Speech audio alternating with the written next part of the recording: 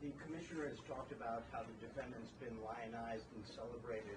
I'm wondering how concerned you are about a potential jury knowing that someone on that jury would be someone who would lionize and celebrate him.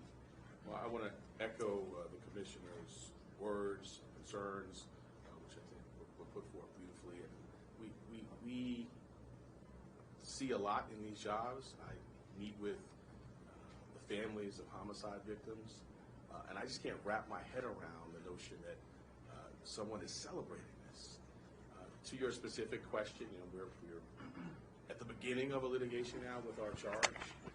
We have a phenomenal trial team in place, led by ADA Bill Seidman, who has been in this office for more than 40 years and handled some very challenging matters.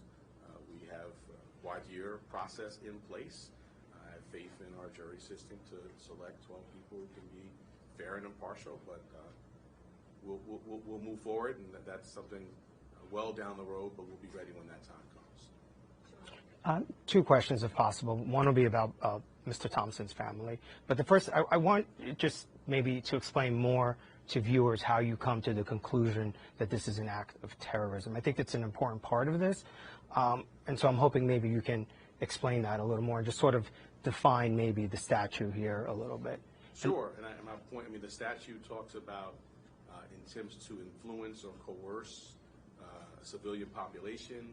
The statute talks about intending to influence a policy of government, and it talks about seeking to put forth things sort of similar to that by murder.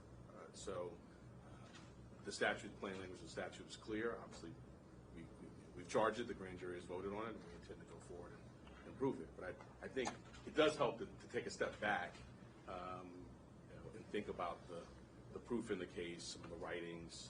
I'm not going to get into too much of that, but in the actual reaction.